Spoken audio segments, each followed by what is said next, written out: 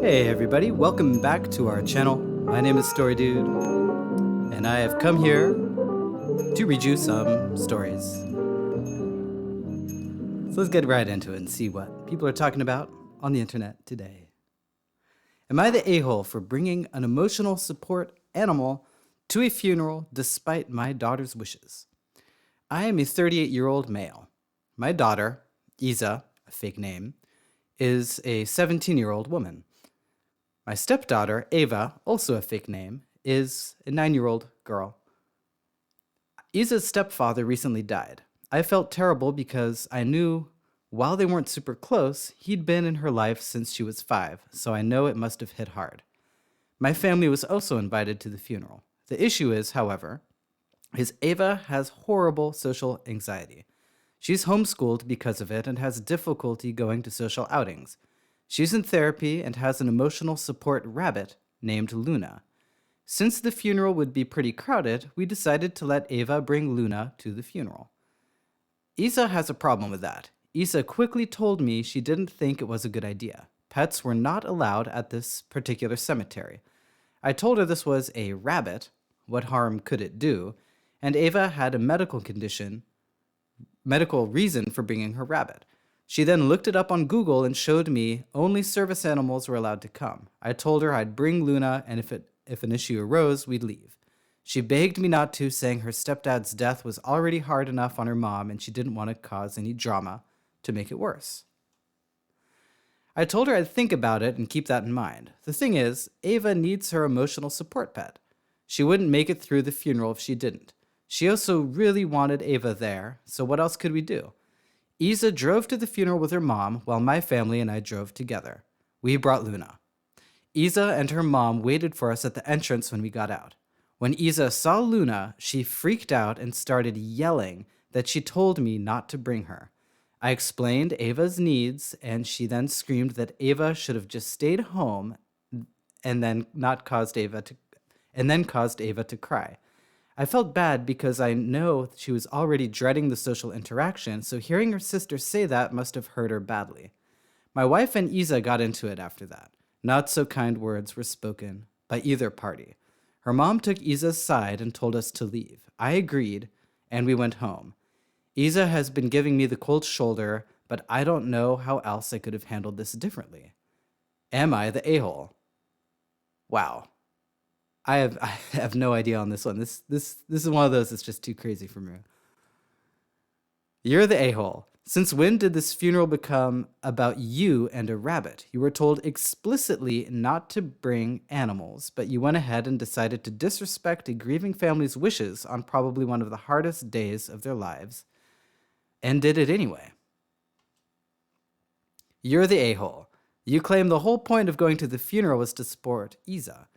She told you point blank that bringing the rabbit would only make it worse for her. You essentially told Isa that you don't care about her feelings. Ava was not prescribed an emotional support animal, but if you feel that insistent that Ava not go anywhere without it, why didn't you leave Ava home? Why did you choose A over Isa? It's a good point. You're the a-hole. Pets were not allowed at this particular cemetery. I told her this was a rabbit. What harm could it do? And Ava had a medical reason for bringing her rabbit. Everyone is out of lines here and not granted public access rights under the ADA if this was in the US. And what possible harm could be done if a rabbit got loose in a funeral? I mean, yeah, it's one thing to bring an emotional support dog, but aren't rabbits about like this big and can fit in a bag?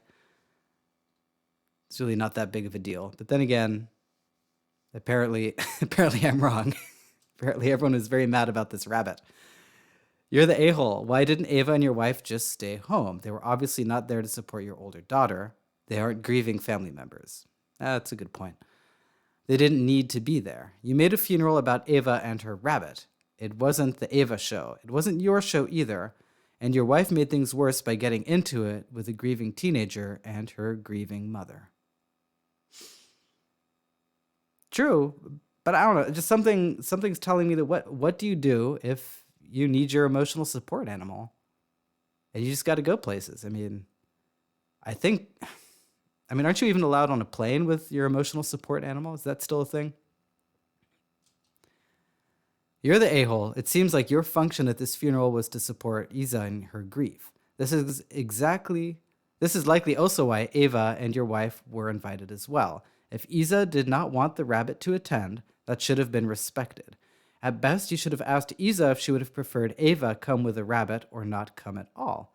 Also, it's unsustainable for Ava to never go anywhere without a rabbit. She needs help finding more strategies to cope with this anxiety.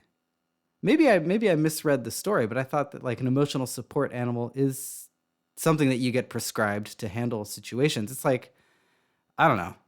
Maybe I'm out of line here, but I view this as like, if you're a disabled person, you need a walker or a cane or a wheelchair, and if you have crippling social anxiety, you need help with that.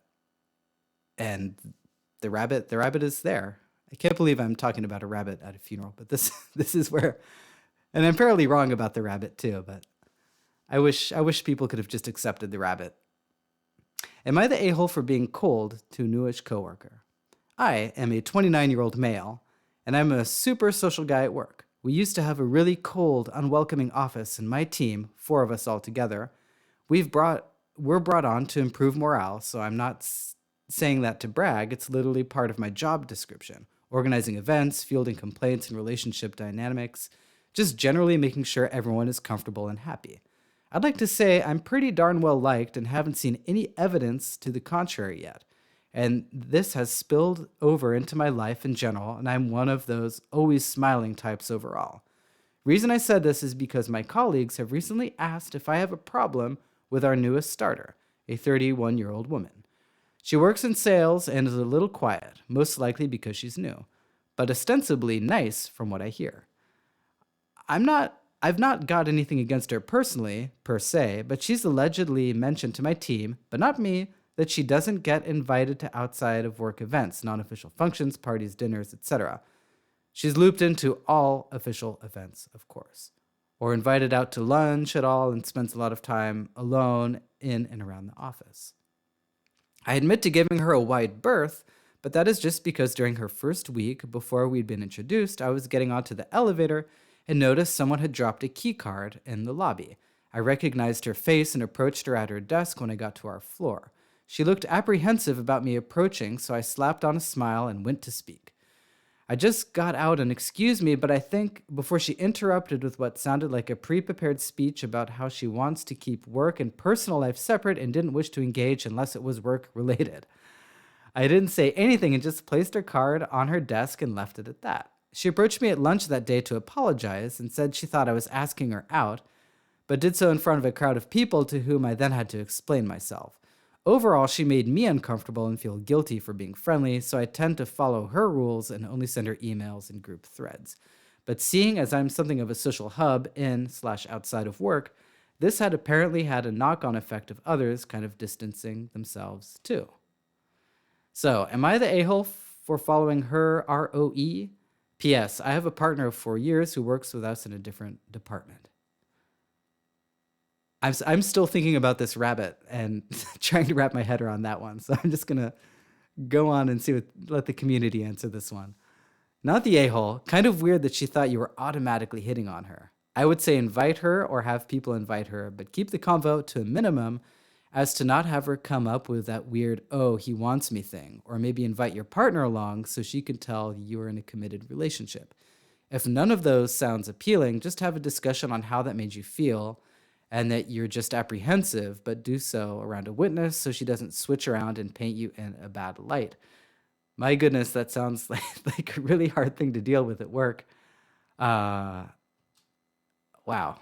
Not the a-hole. She's already made things weird and shown that she misinterprets completely innocuous interactions.